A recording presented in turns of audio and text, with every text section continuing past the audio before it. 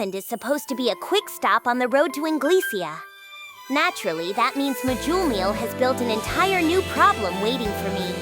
The FNTA headquarters is shining with magic glass. Veryard is stepping into a bigger role, and somehow I am still surprised when my own portrait causes trouble. Add Zoe in formal wear, Gabbana at the front desk, Tempest food at a noble party, and Hinata proving she can handle wine better than I can handle awkwardness. AI Anime and Manga presents. If this part works for you, like, comment, and subscribe so more slime fans find the story. YouTube members get upcoming episodes early and help cover the AI narration, subtitles, thumbnails, and rendering that keep the channel moving. Now let's head for Blumund, where a brand new headquarters turns a simple visit into finance, politics, food, formal wear, and one very dangerous party conversation. After leaving those guys with Rimuru, my next destination was the Kingdom of Blumund, where Mjollmile was waiting. We planned to meet there, then travel together to Inglesia. I was pretty used to Blumund by now after all the visits I had made. I would not be going into any urban areas, so there was no need to work my way through their barrier. Instead, I was headed for the outlying suburban areas, feeling every bit like a tourist. These areas had become the center for a very large firm. World Central Station was under construction, attracting laborers from all the nearby countries, and our Four Nations Trade Alliance had just opened a new headquarters building in a cushy district not far away. I had to admit, I was pretty happy about it. It was a high-rise by this world's standards, 10 stories and around 100 feet tall. The gigantic palace under construction in Milim's domain would dwarf it, but by local standards it was still world-class architecture. It was neatly designed and used rare, valuable glass like it was going out of style. It was all magic glass, of course, so hurricanes, earthquakes, and magic attacks would not put a scratch on it. A lot of my personal preferences were incorporated in the building too, so you could say I had a lot of emotional investment in it. We were meeting here, and we also had a party planned, sort of a grand opening event. I was the owner technically, but I was attending as a guest. So there I was, in front of the building. I had wanted to tour the place once construction was complete, but I had been so busy lately that I just could not make it happen. Mjollmile had free reign over the building, including who got to work in it. My job was not exactly easy, but I was sure he was pretty frazzled by now too. Without him, none of this would have happened. I knew Mjollmile was talented, but it was like he had a gift for conning people. He was the director of the FNTA, but someone else led operations inside this headquarters. Remarkably, Veryard, who had recently earned a noble promotion to Viscount, was working for Mjollmile now, and I had been told he was appointed head of the building. Having Veryard on our side made me both happy and relieved. I had not forgotten how expertly he swindled me, so I looked forward to him working some of that magic for my benefit. I was also told we had procured a few more key talents for the place, people I would be introduced to at the party. So I stood abreast, with Ranga in my shadow like usual. We were in formal attire for the occasion, a gray 3-piece suit for me and a black 2-piece suit for Zoe. They were made of Helmuth silk, a name-brand Tempestian export these days, and Shuna had tailored them just for us. The party would not begin until evening, so there were not many people around. Despite that, I was still attracting looks from passers-by. My natural charisma at work, I guessed. A woman nearby whispered that the taller man was handsome. Another wondered if we were brothers, and whether he was bodyguarding for his little brother. Someone else called the smaller one cute, then wondered what he would look like when he grew up. Wait, that was not the reaction I expected. It sounded like they were a lot more interested in Zoe than in my charisma. Realizing how self-conscious I had been made me a little embarrassed. Trying to hide the shame, I said, "Okay, let's go in and say hello." We went inside and up to the front desk. The first floor was large, like a hotel lobby, complete with a front desk and waiting area. I already knew the layout, so I did not bother asking for a guide. "Hey, is Molly around here?" When I asked the woman at the front desk, a fancy-looking man in a sharp suit came out from behind a closed door. He gave me a quizzical sneer while chomping on his cigar. The man asked, "Can I ask who you are, sir?" "Oh, I'm Rimuru. Could you tell Molly that I'm here?" He looked like a gentleman, but he was pretty arrogant. I smiled back at him anyway. The front desk woman, upon hearing my name, hurriedly reached for a crystal ball. It was a magical item meant to connect the user to whoever had the other half of the pair. It did not have much range, but it was really useful inside buildings like this. I watched, satisfied to see the staff working as trained. Then the arrogant man stopped the receptionist. The receptionist began, Mr. Gabbana, this man is... Gabbana cut her off. Do not worry about it. I'll take care of this. The receptionist tried again. No, sir, I mean... Gabbana talked right over her. There are a lot of liars, you know. People who will say anything to meet with Sir Mjollmile. A bunch of fools are trying to crash our party tonight, too. It is tough being famous. He does not really understand that, which is why talented staff like myself need to be here. Tough luck for you, huh? If I was not around, you might have actually been successful. Oh. Yeah, I guess? I was not sure how else to respond. The receptionist seemed to know my name, but this Gabbana gentleman did not seem aware of me at all. Maybe he knew the name but failed to match it with the face. It was not like he normally handled front desk duty either. I could not help thinking he was trying to look good around the beautiful receptionist so he could make a move or two on her. I will teach this man a lesson, Sir Rimuru. So I, quietly seething next to me, focused his eyes on Gabbana. Wait! Molly's working hard to train his staff, okay? We have to expect a misunderstanding or two. We needed to be nice here. I was sure Mjollmile really was busy, but it was a shame he could not be here to greet me personally. I was not a big fan of Gabbana's attitude, but if people were dropping in without appointments in search of jobs, it would be natural to treat people like me this way. As I tried to calm Soe, the receptionist raised her voice. The receptionist said, Mr. Gabbana, this one is the real thing. I'm sure of it. He looks exactly like the portrait on the wall in Sir Mjollmile's office. Oh, he had a portrait? I noticed one hanging inconspicuously in his house when I visited, but he still had that one? And hanging it in public too. Strange guy. But Shizu, who gave me my looks, was a real beauty after all. I understood if he was smitten. I was basically a grade school version of her though. Then again, come to think of it, I had been growing. I was now a little under 5'3", about average for a high school girl. I did not have a chest or anything, but maybe I would look pretty good in a portrait. I was too fidgety to sit for one though, so I would need Ciel to conjure something up in my place. Not that I had any interest in being a model anyway. As my mind wandered down that trivial side path, I heard Gabbana's surprised voice. Gabbana stammered, What? This little brat? I mean, this child is Sir Rimuru himself? The receptionist answered, Yes, I'm positive. Gabbana protested, But that's crazy. He's a demon lord. Why would the lord of such a huge domain be traveling around with a single bodyguard? It's the most ridiculous thing I've ever heard. He had a good point. I really needed to follow more formalities when I traveled around. Shuna said as much when I headed to Dwargen. Here, I skipped most of them due to lack of time, but I knew how anxious that made her. Maybe I had better shape up in the future to avoid things like this. The receptionist insisted. It might be, sir, but it's the truth. Gabbana pleaded.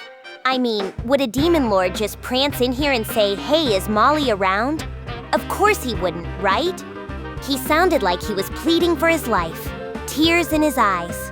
If he admitted he was wrong, it meant he had tried to kick a demon lord out of the building.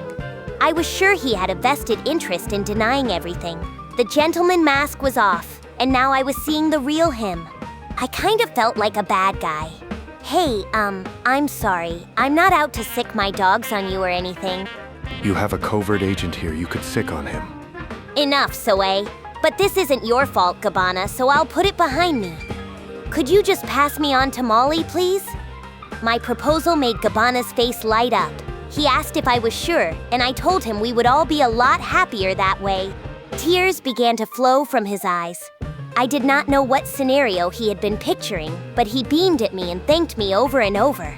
I felt a little weird about it, given how I was trying to conceal my own mistakes anyway. As Gabbana emoted his appreciation, the receptionist called in Mjollmile. She and Gabbana saw me off, heads bowed as Mjollmile and I moved to his office. Mjollmile's office was a large room on the top floor, with a great view and plenty of sunlight. I took in the sights as I sat down on a luxurious sofa and drank the juice provided. Is anything the matter, Sir Rimuru? Nope. Nothing. Well, great then. I was just worried that Bozo Gabbana did something rude to you. No, it's perfectly fine. After reassuring Mjollmile, I casually changed the subject. But Molly, I see that you have a portrait of me in this office. What's up with that? I asked the question calmly, my eyes focused on a certain point on the wall. Well, yes, about that. It would seem he obtained this on the black market. However, both its origin and the identity of the artist are unknown. Oh? There were pieces depicting you in slime form as well, Sir Rimuru, so I believe it is someone who knows you well. But even with our intelligence network, I have been unable to pin them down. A shrewd character, to be sure. Whoa, wait a second. Shrewd was not the half of it. Was I in trouble? So not even your investigations went anywhere, Soe? Unfortunately not. No way. As we are in a state of war, I assigned a low priority to this investigation. I therefore could not assign many personnel to the case, which is the likely culprit. Oh, that kind of reason. Still, I felt kind of violated being a model for a portrait by someone I did not even know. Well, journalists around the world have seen you in person now, Sir Rimuru. I'm sure at least some of them have artistic talents. There's nothing that strange about it, is there? You think? If even Soe's team was failing, that was cause for concern. But there was no point brooding over it. Okay, well, I'm confiscating this. Very well. Wait, what? I attempted to persuade the shocked Mjollmile, although I had already decided. Why do you have to hang a picture of me in public? I hereby forbid you from doing that. Come on! This is tyranny. I don't think even the great tyrants of history would order something like that. You don't have to exaggerate. Why are you resisting it so much? I'll pay you for the portrait, okay? So let me just take this. I took the artwork off the wall. Whoever painted this had beautified me so much that it hardly resembled me any longer. To be frank, it looked way more like Shizu than me. That beauty, that fleeting feeling. It was an excellent representation of her. I was so excited about hanging this here, too. So I patted the wailing Mjollmile on the shoulder. Give it up. Have this instead. Mjollmile and I both reacted at once. Huh? Is that? The moment we saw the artwork in Soe's hand, we both raised an eyebrow in confusion. It depicted a slime. Well, isn't that nice, Molly? Hopefully this will be enough inspiration for you. No, I'm not sure this works, you could say. I was sure it did not. I did not think seeing a picture of a slime would make for a very motivational poster. But why do you have something like that, Soe? These were pieces we seized in the midst of our investigations. A few other examples have appeared in the market as well, and we've retrieved all of them. All just of me as a slime? After a telling pause, Soe answered. Yes. What was that pause for? Soe hesitated again. Well, one of them was taken from me by Diablo. What? That bastard. I resisted him with everything I could, but he overpowered me. I'm deeply sorry. Well, that's all right. I'll be sure to retrieve it from Diablo then. That, and I'll tell him to stop getting in your hair. Diablo could be such a pain. He glorified me way too much. I knew my looks came from Shizu, so it was not like I claimed I was ugly or anything, but that was all the more reason I could not allow him to own portraits of me painted by who knew who. So I smiled briskly, relieved by my promise. Mjollmile muttered that Sir Soai still got to keep his art, but he really needed to stop worrying about that. Well, why not? At least Soai attracts normal women. You can bet they'll be safe with him. Mjollmile gave me a funny look and nodded. The subject was closed for now, but I would need to thoroughly look into where this stuff came from. There was not much time left before evening, so we got down to business. I'm glad to see things have gone well so far, but what about our future plans? That's the question, isn't it?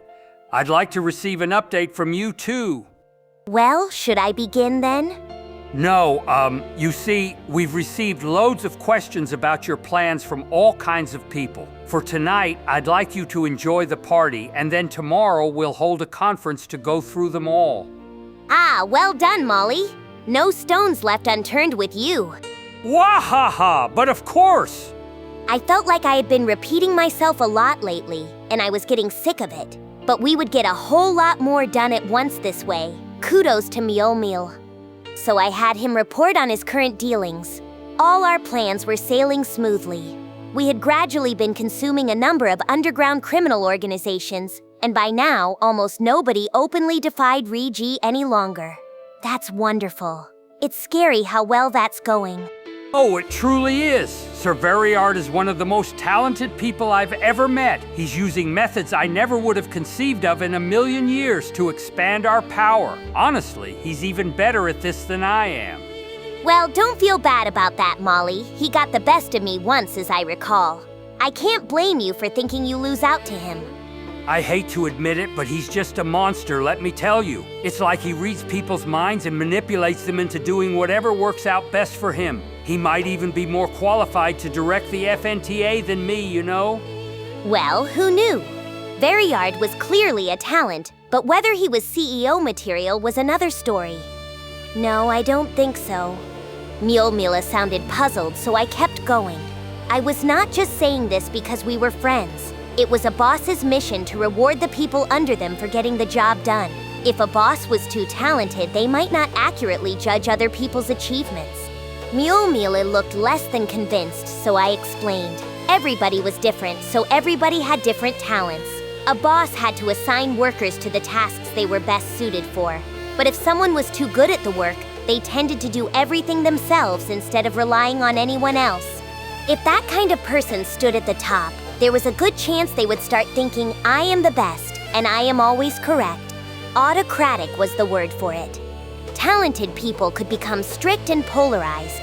If staff got the job done, that was baseline. If they failed, they were worthless. Even if the failure came from impossible quantities of work, a boss convinced of his own correctness could pin all the blame on the staff. If that boss was the president of the company, that was the worst of all. People might be too afraid of being fired to point it out, and even if they were not, no one might be listening. Along those lines, I felt safe with Mjollmile. He could be pretty autocratic at times, but he was kind and broad-minded enough to see his staff's failures as his own. Veryard, meanwhile, was the kind of boss who immediately laid off anyone he deemed incompetent. Well, maybe that was going too far. I would not call him cold-hearted, but he looked at nothing but numbers and gave the cold shoulder to personnel he deemed redundant. Management like that could contribute to growth, but it was not the kind of firm I was aiming for. I wanted the people in my organization to feel joy from helping others. The Four Nations Trade Alliance, as set up by us, did not need to hurry growth. I did not care if it took its time. I just wanted a firm where people trusted each other. Rapid growth could make people drop out, and if Veryard were director, that was probably what would happen. I explained all this carefully to Mjollmile. I see. That's how you think, Sir Rimuru. It may all be baseless anxiety, of course. I'm not trying to say Veryard's a bad person either. I just think he's so talented that he puts efficiency ahead of everything else. Yes, I can't deny that. So my job is to manage things so it's easier for everybody to work under Sir Veryard, then. Exactly. Glad we're on the same page. The top person in a company shouldn't really be much more than decoration, but they can't be an empty shell either. If we can all shoulder some of it until everyone's okay with their load, that's when things start to come together. It was not absolute. Everything was case by case in business. But here at least I was certain Mjollmile was the best man to have on top. Given that he was also Tempest's finance minister, it was best that he not try too hard as FNTA director. He just needed to keep an eye on things and send work to those with the best talent for it. Besides, I thought Veryard was more suited for working under someone, not the other way around. So Mjollmile had my seal of approval as director. But the man himself treated this with a jovial laugh. Wahaha. Ah, Sir Rimuru, you are such a modest leader. Wait. Oh. No, you idiot. I was talking about you, not me. he kept laughing in my face. Once Mjollmile was done briefing me, it was almost time for the party. We've invited nobility from many nations today, Sir Rimuru, so I'm sure you'll receive quite a bit of attention. It'll be such a large-scale event, I'm not sure we'll have much time to rest. But are you okay with that? Well, hopefully it won't just be me sitting there intimidating people. That was obviously a bad idea.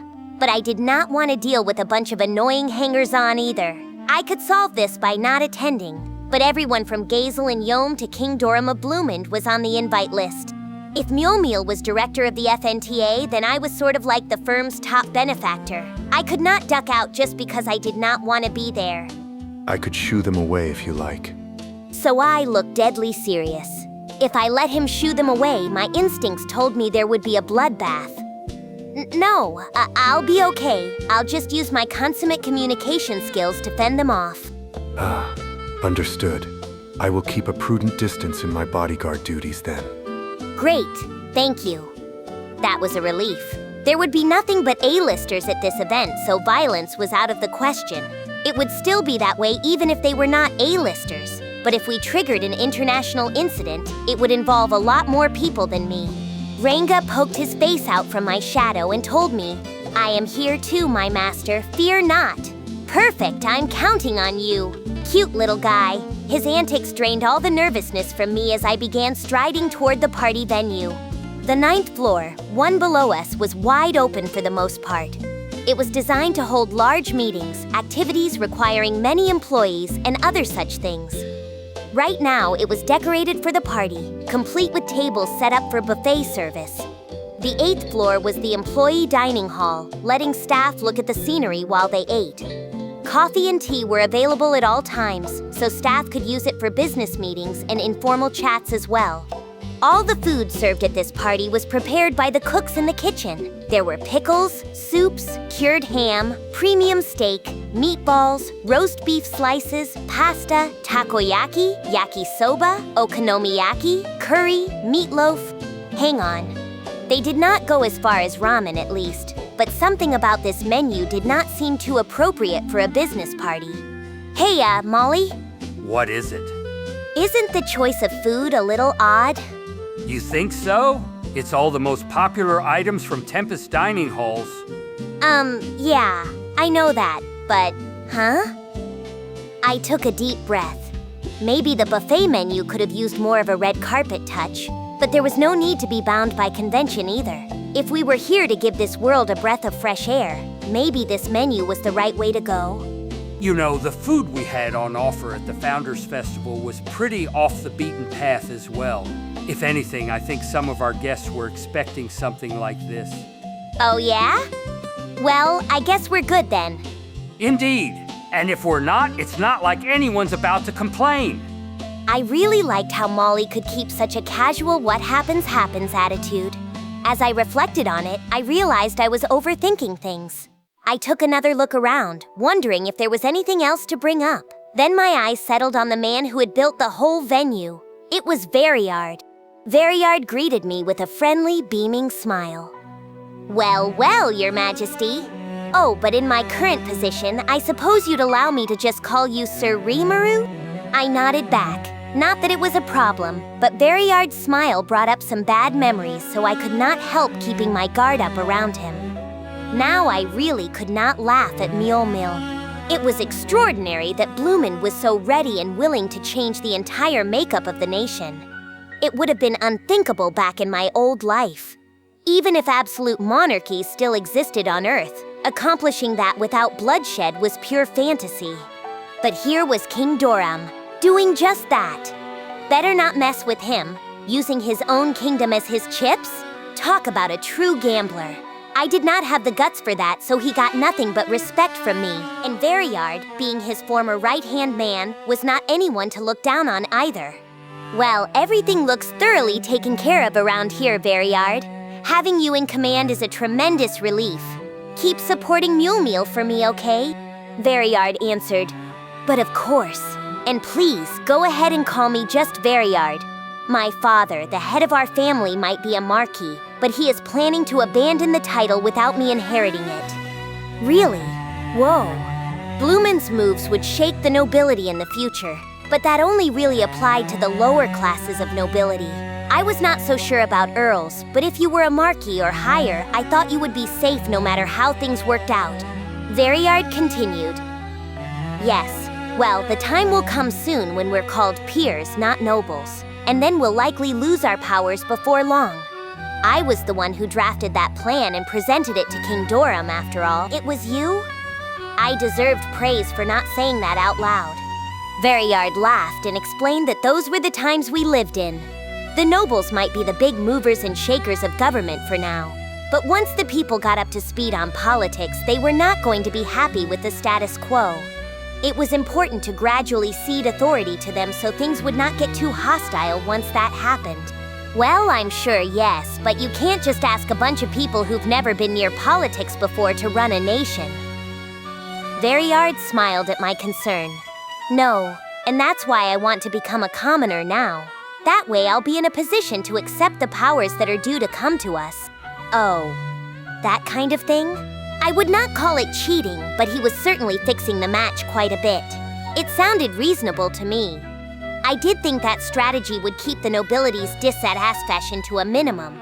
But how much foresight did this guy have? From what I had seen, he would be up there with anyone I had met, supernatural or not. He was so amazing, I felt bad leaving the Sir off his name. Mjollmile shook his head, exasperated. He had a look in his eyes that said, "I told you so, didn't I?" I nodded my firm agreement. The party began without a hitch. Mjollmile, as director, gave the first speech. King Dorum added a few words and proposed a toast. Then things got informal fast. Informal, but not crass. That was important. There were royals here, after all. Of course, some people never quite get the message, so as soon as we entered the chatter phase, a crowd formed around me. One guest begged me to hear his story. Another wanted to send a diplomat to Tempest. A third wanted to open trade and improve roads. A crown prince tried to shove everyone else aside, only for another diplomat to snap back that his title meant nothing outside his own borders. So yes, it was pretty raucous. A lot of it was stuff I had no reply to, but who gives a crap? I was worried a fight might break out soon. I could not ignore them all, but it was a huge hassle to deal with, way beyond what I had imagined. I suppose this was just how important my position had become. But tonight at least I had let my guard down. People did not swarm Gazel like this. Even Yom presented himself as a stately figure. Or no, maybe that was more Majoran smiling and keeping guard over him. I envied him. Still, Yom was something of a sharp-eyed warrior, so maybe that was one reason a snooty noble would not want to get close to him. Ah, this must be why Elle from Thalion never showed up. It was always a huge uproar whenever she did. She told me she made people go through formal procedures and wait their turn to see her, and nobody without an appointment got in. I thought I would try something like that next time. Still, I had to do something about this situation. As I pondered how to approach it, an unexpected person offered a helping hand. Gabbana spoke to the crowd in his low, husky voice. People, can we all relax a little, please? It was the guy I had run into out front. Gabbana continued. His Majesty the Demon Lord Rimuru is head of the powerful Jura Tempest Federation and our nation's greatest supporter. I understand your earnest wishes, but please refrain from badgering him this evening. The point he was not so discreetly making was that tonight was a celebration of a new beginning, so business could wait for some other time.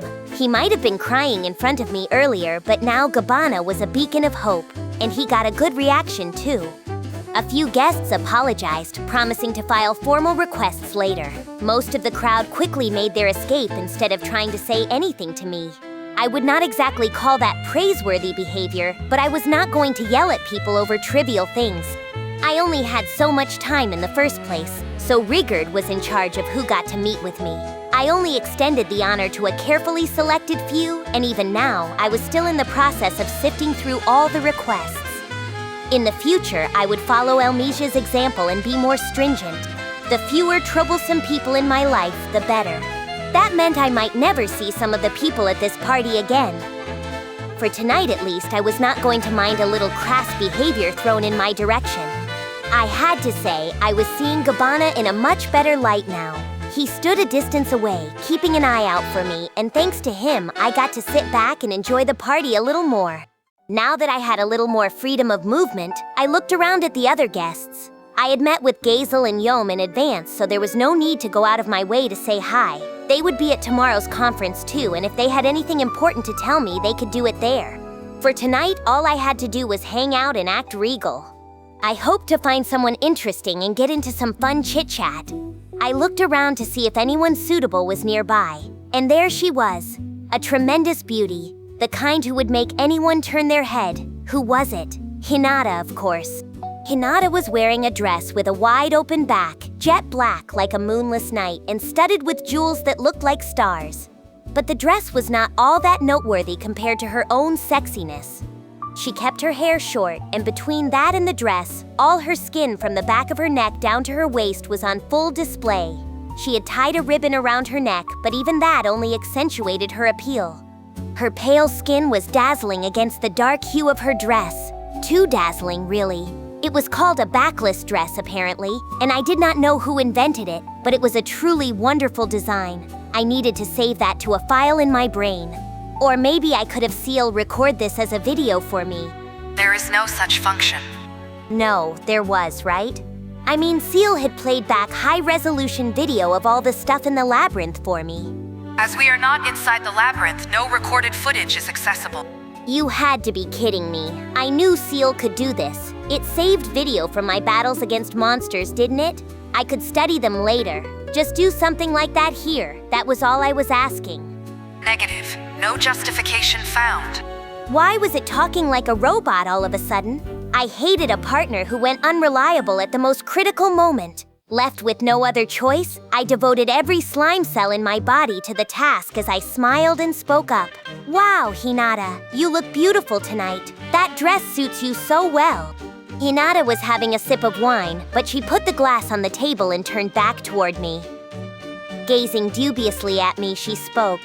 Huh? So you've learned how to flatter people now, eh? No, I mean it. I'm not good at any kind of flattery. That was half true. I was no good at giving compliments I did not actually mean. Hinata snickered a bit instead of taking me to task for it, but I could not end the conversation there, so I plowed onward. But it's really bold too, you know? Not to be rude, but I didn't think you'd be so aggressive with your evening wear. She glared at me. I swallowed the rest of my words. Oh crap, I felt like my stock was plummeting with her. If you're aware that it's rude, it would have been the right move not to say it, wouldn't it? Sorry, you're absolutely right. Enough antagonizing her. An apology was the only way out. Hinata was staring reproachfully at me. I was panicking under her gaze. Then I smelled the aroma of wine. Hinata breathed out a sigh, looking impossibly sexy to me. She looked great from the back, but the front view was definitely dangerous. Her dress went all the way up to her neck, but it was sleeveless, so nothing hid her pale shoulders. And the most important part was the sides, down from the... What are you looking at? I'll kill you. Sorry. Bad move. I forgot I was in human form as I stared at her. No wonder she spotted it. Good thing this body of mine did not get nosebleeds. Luminous wouldn't shut up about having me wear this. Nice one, Luminous. I would love to send an attaboy out to her right now. I could picture her looking all smug about it. But either way, I had a ton of respect for her. I still tried to keep it cool while doing cartwheels for Luminous in my mind. Really? Well, I don't think she made a bad choice. I mean, seriously, you look beautiful tonight. I tried to appear as self-assured as possible. I meant every word of it, so I was not afraid of Hinata glaring back at me. Okay, that was a lie. I was all kinds of freaking out.